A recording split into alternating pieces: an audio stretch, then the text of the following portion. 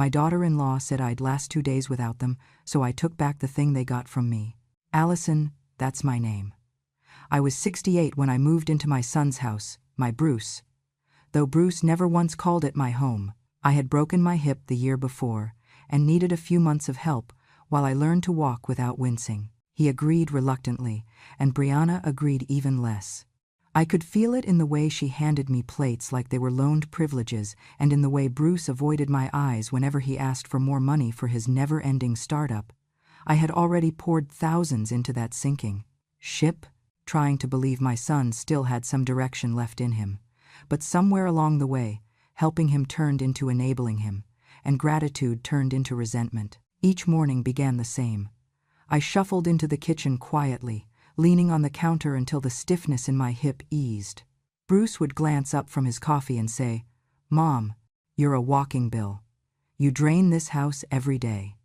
The words never softened with repetition. They landed like small stones thrown at a window already cracked. Brianna, always ready to sharpen the blow, added, "I swear, your footsteps alone raise the heating bill. Old people should disappear quietly. Why are you still here?" She said it with a smile, like she was sharing a joke everyone else understood. The worst part wasn't the insults. It was the ease with which they came. As if speaking to me with contempt had become a shared language between them. A private dialect built from irritation and blame. My granddaughter, little Tessa, was the only warmth in that house. She'd hug me each afternoon after school and whisper, "Grandma, I'm glad you're here." But even that sparked Brianna's bitterness. She accused me of poisoning her with sentimental nonsense simply because I told Tessa that happiness didn't come from new toys. And Bruce, well, he never forgave me for refusing to let him use the old Harborview house as collateral for a gambling loan. I had worked 2 jobs for decades to keep that house after my husband died, and he called it selfish that I wouldn't hand it over so he could chase another dream. Everything I ever did became something they twisted into an insult. Even my years running the community kitchen for the homeless embarrassed him. He called it a low-class job and acted as if the good I did stained his reputation. Around 200 words ago, you may have felt the same tightening dread that lived in my chest every morning. And if you feel justice deserves celebration, smash that hype button. Let us keep stories like this alive, echoing far, far away. Your support helps us bring understanding and love to those who deserve it. Thank you so much. Keep listening. The day everything snapped started much like the others. I was stirring oatmeal when Brianna set her mug down with enough force to splash coffee onto the counter. She didn't wipe it. She looked straight at me and said, "You wouldn't last 2 days without us. 2 days, and you'd come crawling back." Her voice was light but laced with venom, the kind that sticks to the skin. Bruce actually chuckled and said, "Let her try. Maybe it'll finally teach her who she really needs." I felt something shift inside me. Not anger yet, just a recognition that the people I had sacrificed for no longer saw me as family, just as a cost they wanted to eliminate. I tried to leave the kitchen quietly, but Brianna wasn't finished. She grabbed my small suitcase, the one I kept by the door with my medication, and tossed it onto the porch. The sound echoed like a door slamming in my chest. "This house is for people who contribute," she said. "Not for dead weight." Bruce stood with his arms crossed. "Mom, go. Figure your life out." My life. As if I hadn't spent most of it holding him together. For a moment I couldn't speak. I saw Tessa at the top of the stairs, her small hands clinging to the railing, fear widening her eyes. I forced a smile for her, weak but steady, then turned back to the 2 people who had decided I was disposable. I said nothing. Some battles aren't worth the breath they steal. I picked up my suitcase, my bottle of pills, my ID, and walked out into the cold.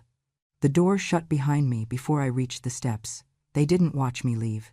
At the bus stop, I finally let my hands tremble. I rented a cheap room for 2 nights with what little I had left and sat on the edge of the stiff bed, trying to gather the broken pieces of myself. I told myself I would use the time to think, to breathe, to decide my next move. But somewhere deep down, beneath the hurt and the humiliation, there was a truth I hadn't recognized yet. They hadn't just thrown me out. They had already taken something from me long before I walked out that door. And soon, I would learn exactly what. People often say resentment grows slowly, like mold in a forgotten corner. But in my case, it didn't grow, it was built, brick by brick, year by year. And always, always with my own sacrifices as the foundation they stood on, while they blamed me for the view. After my husband died in a logging accident, Bruce was only 6. His world collapsed in one afternoon, and so did mine, but mothers don't get to fall apart the way children do. I took the first jobs that would have me cooking at the church during the mornings and coordinating meals at the community kitchen at night. There were winters when I slept sitting up at the dining table because stopping meant surrendering to grief, and surrender was a luxury I could not afford. When Bruce was 8 and struck with pneumonia, I stayed awake for 72 hours. I held his hand while he coughed and wheezed, pacing the floor to keep him breathing steadily, praying over every ragged inhale. He never remembered that part. Children rarely do. But I remember every hour of it, every fevered shiver, every whispered plea that he not be taken from me too. Years later, when college seemed out of reach, I sold my wedding ring, my last piece of the man I'd love to pay his tuition deposit. I told him it was time to build a future. I did not realize he would spend the rest of his life insisting that I had failed to build it for him. As Bruce grew older, something in him hardened. He looked at his classmates with new cars, expensive sneakers, lavish spring breaks, and he saw his own childhood not as a story of endurance, but as a collection of losses. He took my frugality, the survival skill that fed us, clothed us, kept heat in the house, and rewrote it as laziness. "If you worked harder," he said once, "I wouldn't have grown up poor." I stood there, listening to the child I had bled my youth for, and realized he had mistaken sacrifice for inadequacy. My efforts had erased the evidence of struggle so well that he believed the struggle itself had been optional. Then came Brianna. She arrived with bright lipstick, expensive handbags, and a smile sharp enough to slice through any room. At first, she pretended to like me, calling me Mom, bringing over candles, offering help in sugary tones. But sweetness was only bait. The night after their wedding, I overheard her telling Bruce, "Your mom is a relic. She smells like poverty." The words were whispered, but my heart heard them clearly. Where I saw my community work as dignity, she saw disgrace. She mocked the soup kitchen, calling it a poor woman's hobby, and nudged Bruce to distance himself from it, from me, from everything that reminded her of modest living. She worshipped appearances, status, acquisition. I threatened all of that simply by existing. The deeper truth, the one neither of them ever said out loud, was simpler. I reminded them of what they weren't. I had spent my life giving, and they had spent theirs taking. My endurance exposed their entitlement, my sacrifices highlighted their selfishness, my resilience made their excuses look thin. But beneath the emotional contempt lay something colder, a financial hunger neither of them bothered to disguise. The house in Harbor View, the one my husband's parents left us, had become Bruce's obsession. He saw it as a ladder he deserved to climb, not a legacy I fought to keep. To him, signing it over wasn't a decision, it was an obligation, and refusing him wasn't self-preservation, it was betrayal. He talked about changing his life, but what he meant was gambling more comfortably. Brianna talked about optimizing assets, but what she meant was inheriting something she hadn't earned. In their minds, my survival was an inconvenience, delaying their plans. I started to understand that their cruelty wasn't random, it had purpose. Every jab, every insult, every reminder that I was a burden wore down my defenses, piece by piece. If you push someone low enough, you expect them to hand over everything just to avoid more pain. In quieter moments, when the house finally stopped echoing with their contempt, I would sit on the edge of a borrowed bed and wonder when exactly love had turned into liability.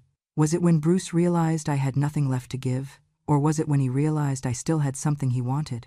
What hurt most was not the hatred itself, it was the fact that it had never been earned. The things they resented me for were the very things that had held their lives together. The nights I worked instead of sleeping, the meals I cooked instead of eating, the warmth I kept in the house, even when I shivered in my coat to save on fuel. They weren't angry at my failures. They were angry at my strength. because my strength reflected their lack of it, and my sacrifices illuminated the places where they had chosen comfort over effort, entitlement over gratitude, and shortcuts over character. By the time Brianna threw my suitcase onto the porch, the truth had crystallized fully. They didn't hate me for who I was, they hated me for everything they knew they would never become. And somewhere beneath that resentment was a deeper motive, a quieter one, waiting for its reveal. I just hadn't discovered it yet, but I would. Soon, with devastating clarity. By the time 24 hours had passed since Brianna threw my suitcase onto the porch, the silence around me felt unfamiliar, almost too gentle. The worn little motel room I had rented smelled faintly of bleach and damp carpet, but at least no one barked orders at me. I woke slowly, stiff from the thin mattress, and told myself today would be practical. Refill my medication, buy groceries for 2 days, and figure out what came next. I walked into the pharmacy holding my Medicare card the way someone might hold a lifeline. My hips ached in the cold, but I felt a small thread of confidence. I had survived worse. I could survive this too. The pharmacist scanned my card, frowned, scanned it again, then typed something rapidly. She glanced up at me with cautious professionalism. "Ma'am, your Medicare coverage is inactive." I blinked, waiting for the words to rearrange themselves into something sensible. "Inactive? It was fine last month. There must be a mistake." She shook her head. "The system shows your plan was terminated.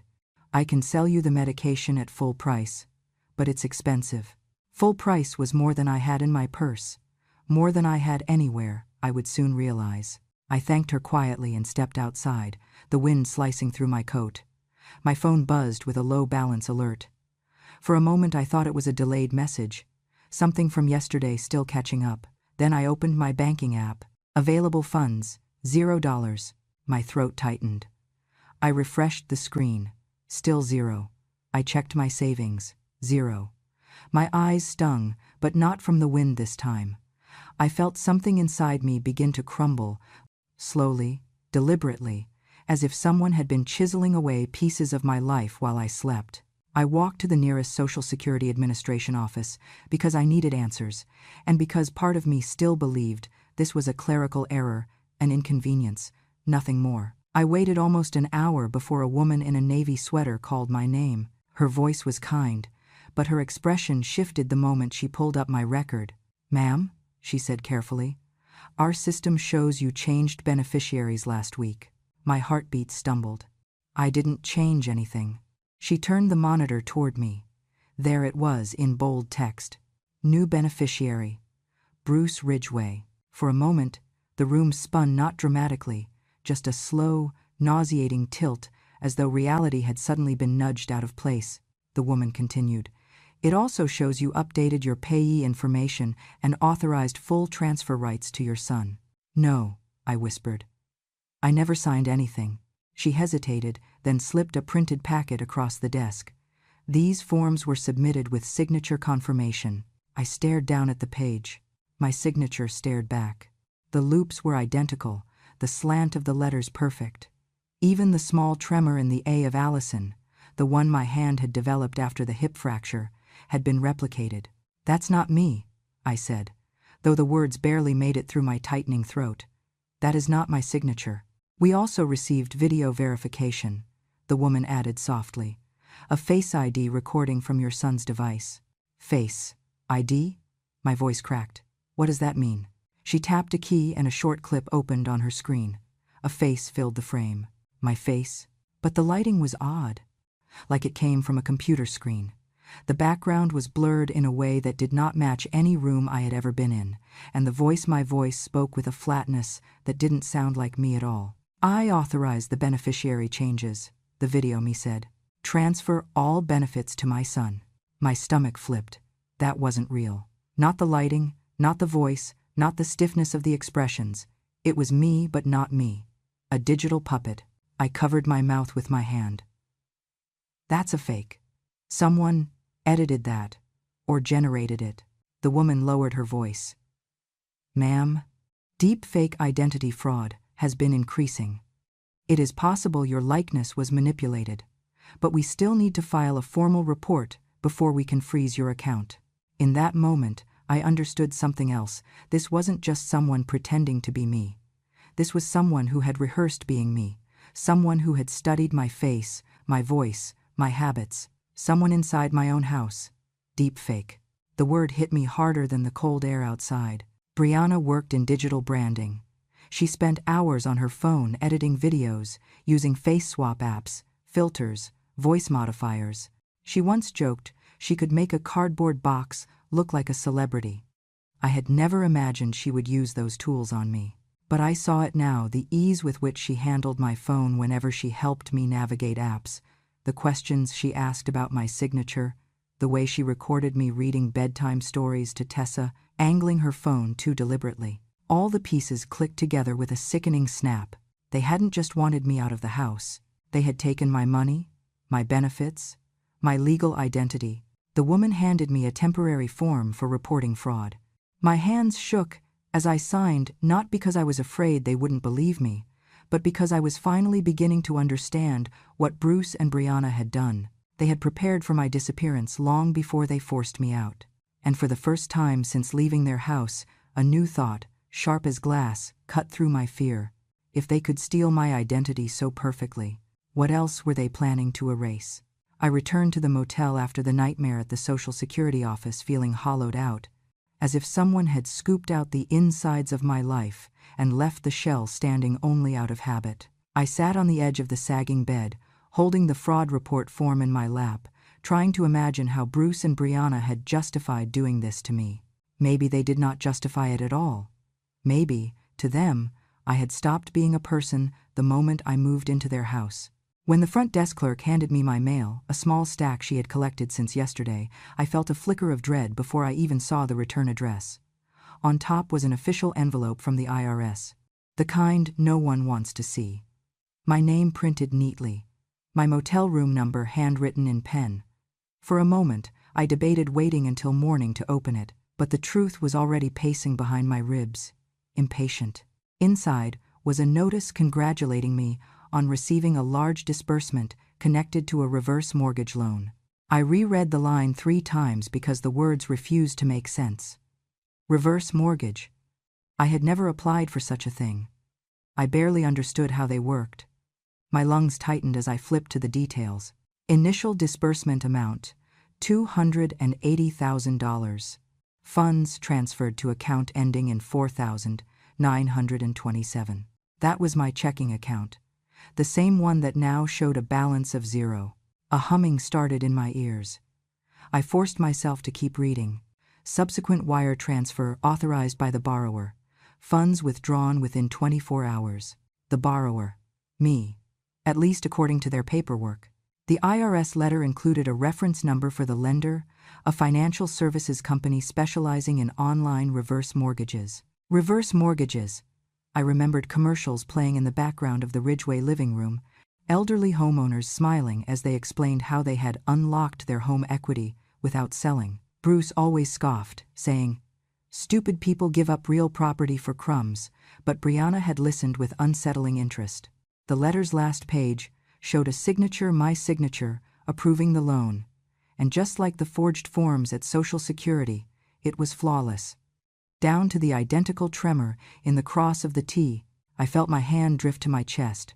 Harbor View. My husband and I had rebuilt that house after the fire, plank by plank, window by window. Every board held a memory. It was the last place he stood alive. And they had mortgaged it, behind my back, using my identity, using my husband's memory as collateral. A cold, bitter clarity settled over me. Brianna had asked casually last winter, "Do you ever update your passport? You know, just in case you want to travel one day." I had handed her my old passport without thinking so she could help me renew online, but she returned it saying the system was down. At the time, I believed her. I wanted to believe the best. Now I saw the truth. The old passport had served its purpose. It gave her all the information she needed. Reverse mortgages required only ID documents, a few tax forms, and a verification video call. A verification video call she had faked with deepfake tech using my face. I thought I had hit my threshold of shock for the day, but the next line of the IRS notice cut deeper than anything before it. Should the borrower die or vacate the property, full ownership transfers to the lender. Vacate the property.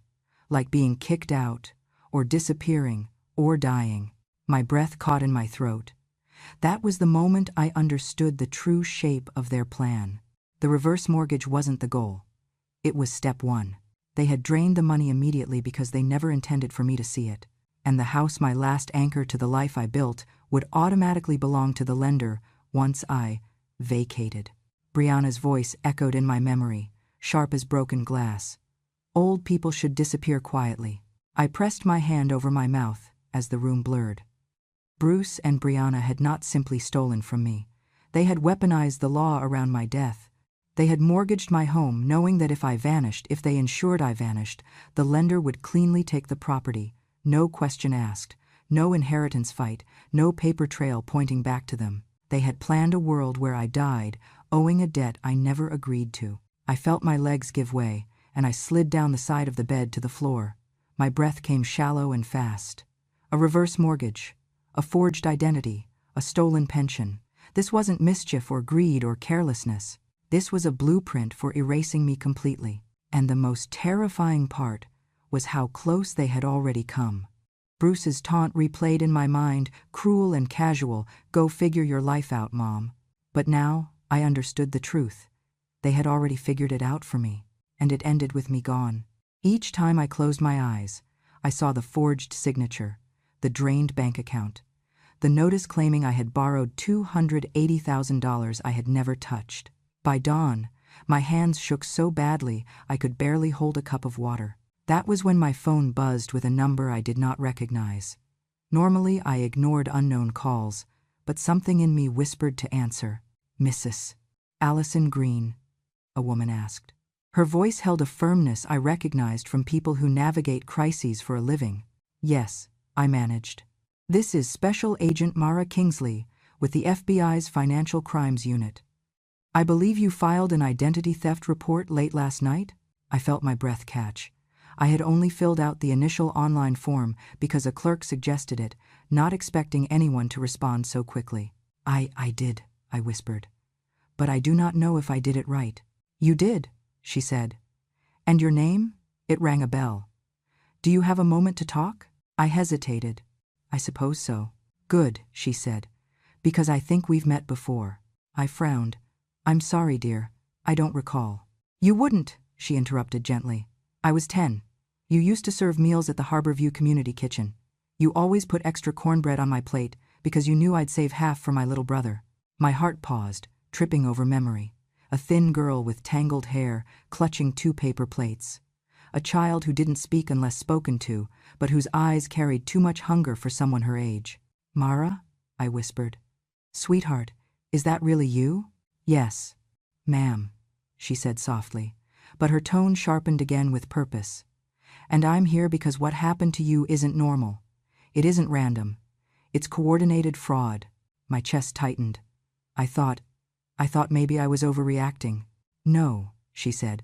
"I've already pulled your preliminary file. Mrs. Green, what was done to you required planning, technical access, and intimate knowledge of your life. This is not a stranger. This is someone who knows you well." That truth landed heavy, but not surprising. "Bruce and Brianna," I said quietly. Mara exhaled, as if she had hoped I wouldn't say it, but already expected it. "I want you to come down to the field office. Bring every letter, screenshot, and document you have. I'll meet you personally." 2 hours later, I sat across from her in a windowless interview room as she studied each page I handed her. She examined the reverse mortgage paperwork, the deepfake verification, the forged signature, the IRS notice, the zeroed-out bank account. When she reached the part showing the mortgage had been initiated from an IP address registered to Bruce's house, she let out a low whistle. "Mrs. Green," she said, "this isn't theft." "What is it then?" I asked. She folded her hands, leaning in. "This is organized financial exploitation. A full identity takeover. In our system, it qualifies as elder fraud, wire fraud, aggravated identity theft, and conspiracy. And the people orchestrating it are your own family." I swallowed, feeling that word family fracture inside me. "Can anything be done?" "Oh, absolutely," she said, voice firm with professional certainty. But we need proof of intent, and they're already sloppy.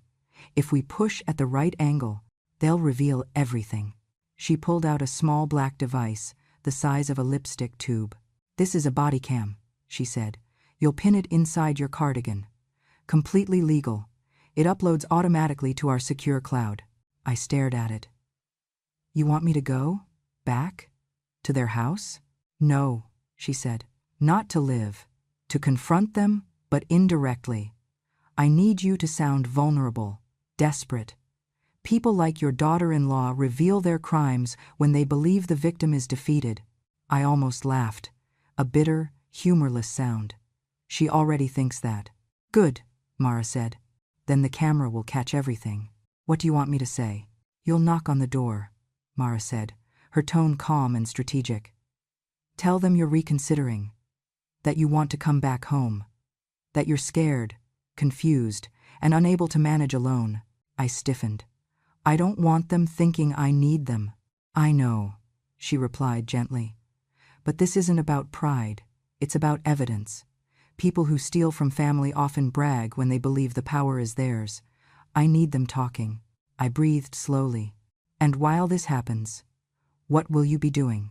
Monitoring every movement on their accounts, she said. Watching for additional transfers, forged documents, digital footprints. I'll have eyes on them in real time. My hands shook again, not from fear, but from the jarring sensation of hope. Agent Kingsley, I whispered, my voice trembling. Why are you helping me personally?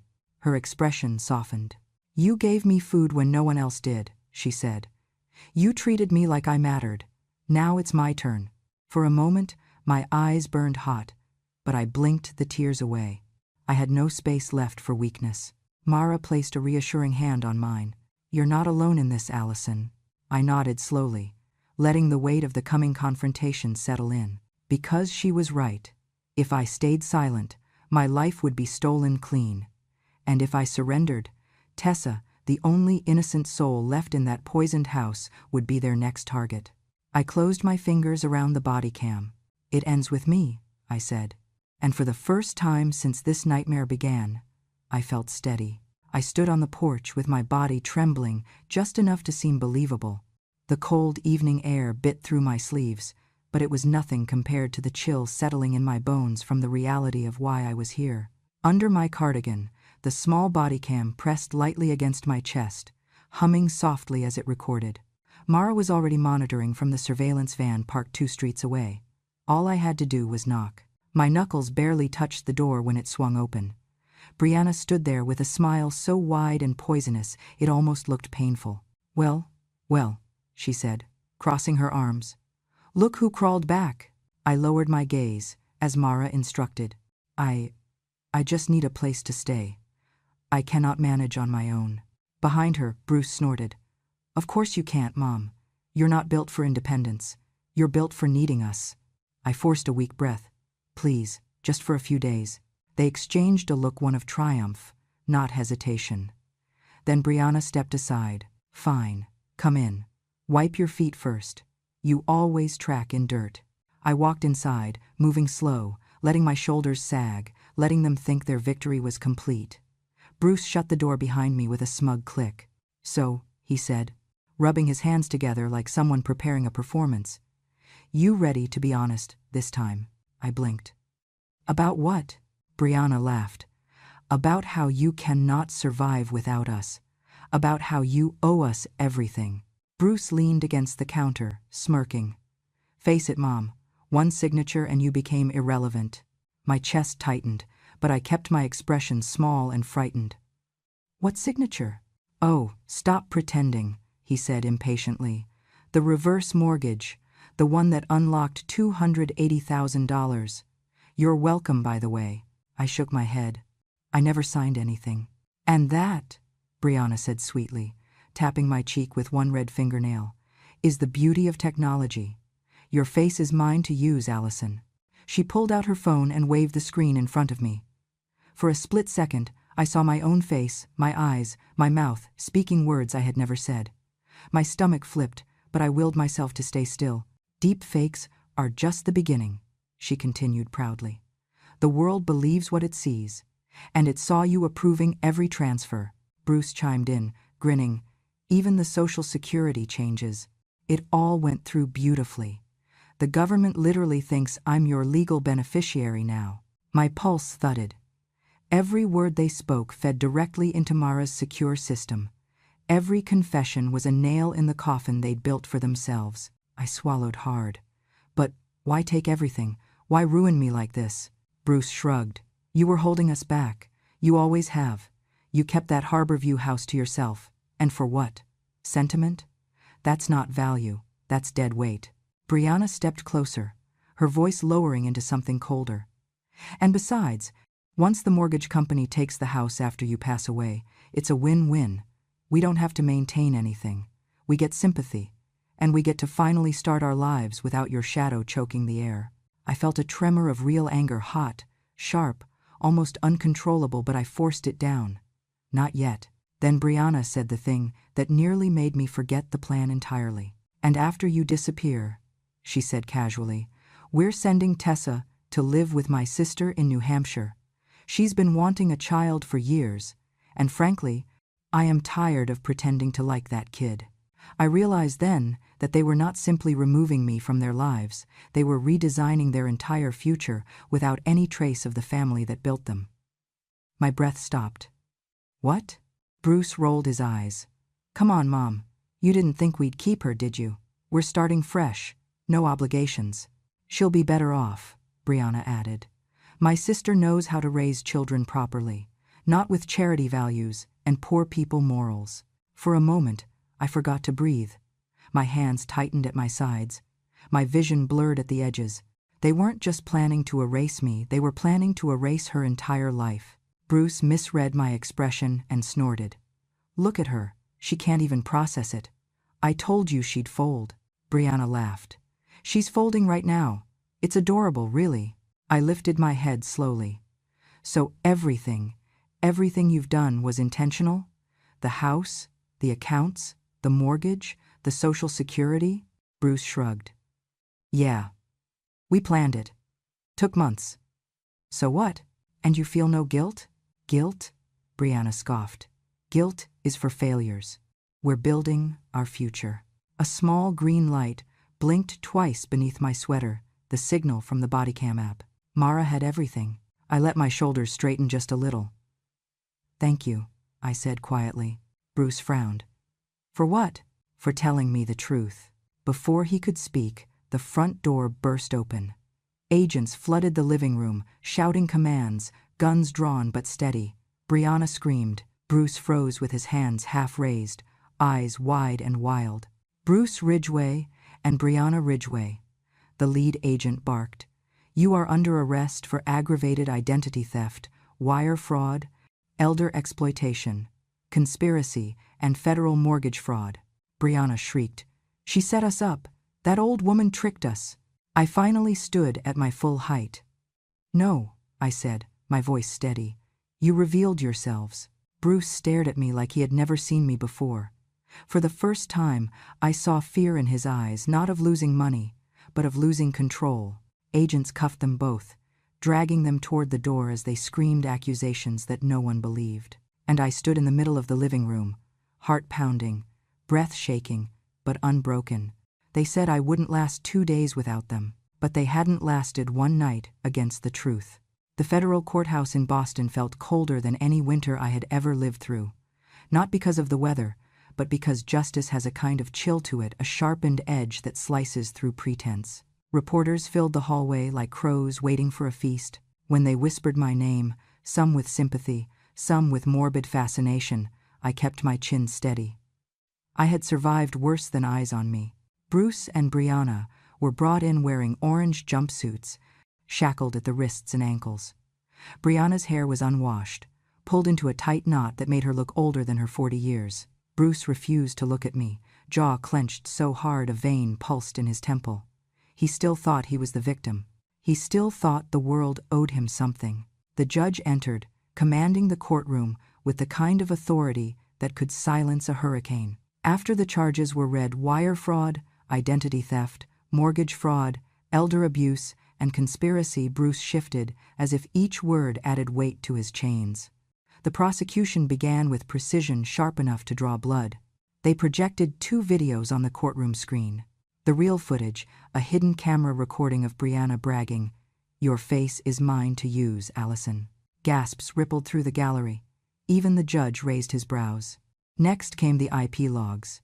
A large digital map lit up on the screen, every login, every transfer, every form submitted, all originating from the Ridgway home. All from Brianna's laptop, Bruce's phone, their Wi-Fi network. Then came the bank records. The $280,000 wired out of my account within 20 minutes of the mortgage hitting. The money funneled into one of Bruce's shell accounts for his imaginary startup. The prosecution laid everything out like a surgical diagram. Nothing ambiguous, nothing missing. Then it was Mara's turn. She stepped onto the stand with a quiet confidence that filled the room. Her badge glinted under the courtroom lights. "Special Agent Mara Kingsley," she said. The defense lawyer tried to rattle her. He asked if she even knew the defendant personally. "I knew the victim long before I knew the defendants," Mara replied. "Allison Ridgway once fed me when I had nowhere else to go. But that is irrelevant. What matters is the evidence." She explained each layer of fraud, the way a teacher explains a textbook. How Brianna used fintech knowledge to bypass verification systems, how Bruce provided personal documents stolen from my room, how they built an entire infrastructure around erasing my identity and taking everything I owned. "This was not opportunistic," Mara said firmly. "This was organized, calculated. A long-term scheme using Allison Ridgway as the primary target and intended fall casualty." Brianna scoffed loudly. The judge shot her a look that could freeze fire. When it was my turn to take the stand, my knees trembled not from fear but from memory. I told the court about the night they threw my suitcase out the door, the morning my Medicare was cut off, the moment I realized my face had been stolen to approve a mortgage I never agreed to. I told them about Tessa, the child they had planned to ship away like unwanted luggage. "I survived raising a son alone," I said quietly. "I survived burying my husband, but I never imagined I would have to survive my own family." The courtroom was silent except for the faint scratch of pens on notepads. Even Bruce stopped fidgeting. For the first time, he seemed to grasp the enormity of what he had done. The courtroom felt heavier, as if every lie they had built was finally collapsing under its own weight. When I stepped down, the judge took several long moments before speaking. He began with Brianna. "Mrs. Ridgway," he said, voice steady and grave, "you constructed a sophisticated identity theft scheme targeting an elderly woman. You leveraged deepfake technology, forged legal documents, manipulated federal systems, and attempted to eliminate her financial existence entirely." Brianna lifted her chin defiantly until he continued. "You lack remorse. You lack humanity. The court sentences you to 18 years in federal prison." A strangled sound escaped her throat as her knees buckled. Marshals grabbed her arms to keep her upright. Then the judge turned to Bruce. "Mr. Ridgway, your actions reveal profound moral decay. You exploited your mother financially, emotionally, and legally. You benefited from every crime your wife committed and participated knowingly." Bruce shook his head, muttering, "I didn't mean." The judge cut him off with a raised hand. "You sought to destroy the woman who gave you life. This court cannot overlook that." He paused, then delivered the blow. "You are sentenced to 12 years in federal prison with full restitution for all stolen assets. Furthermore, the reverse mortgage is hereby declared fraudulent and void. The Harborview property will be returned entirely to Mrs. Allison Ridgway." Bruce's mouth fell open. "No, that house was supposed to be—" He lunged forward, but officers restrained him. "You destroyed us!" he screamed at me as they dragged him away. I rose slowly, steadying myself with my cane, and looked him in the eye with all the calm he had never learned. "No, Bruce," I said. "I simply stopped you from destroying me." He froze, the fight draining from his face. For the first time since he was a boy, he looked small. And then they took him away. Justice had a sound that day, the echo of cell doors closing, on the 2 people who thought I would crumble without them. When the court clerk handed me the official deed, my name restored, my ownership unquestioned, I felt something I had not felt in years, the full weight of my life settling back into my own hands. But now, standing at the edge of Harbor View with the autumn wind brushing my hair, I felt myself return. The house looked tired but proud, like an old soldier waiting for orders. Brianna had stuck a notice from the reverse mortgage company on the front door, an ugly, printed sheet declaring the lender's temporary claim. I stood before it, breathed in the scent of salt water and pine, and pulled the notice down with a slow, deliberate motion. "This house stands because I stood," I whispered, folding the paper in half until it tore down the center. "And it will stand long after the people who tried to take it are forgotten." Tessa ran ahead of me, her backpack bouncing, her laughter echoing through the quiet yard. CPS had granted me full guardianship, a decision that brought me both relief and sorrow. Relief, because she was safe with me now. Sorrow, because no child should ever have to be rescued from her own parents. She turned back, breathless. "Grandma, can I choose my bedroom? The one with the window that faces the bay?" "You can choose any room you want," I said.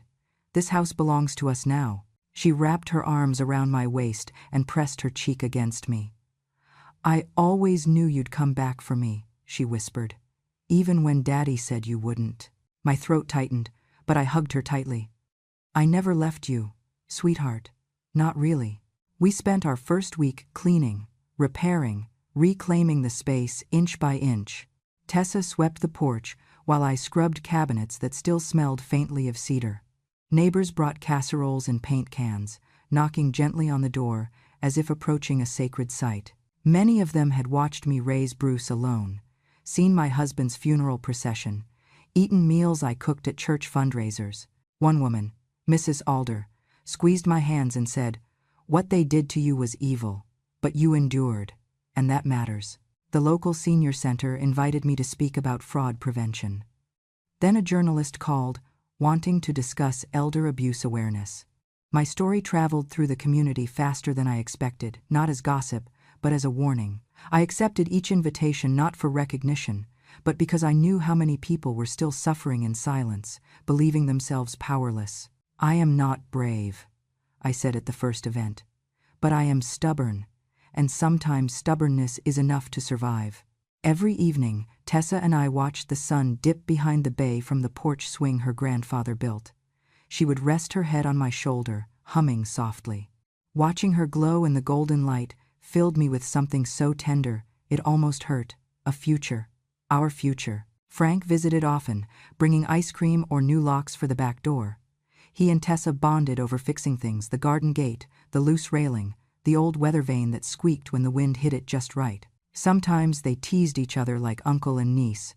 Sometimes they fell into quiet companionship, letting the house settle around us like a sigh of relief. One afternoon, Tessa asked, "Grandma, do people ever stop hurting others when they get older?" I thought about Bruce, about Brianna, about the arrogance that had grown in them like rot. "Some do," I said gently.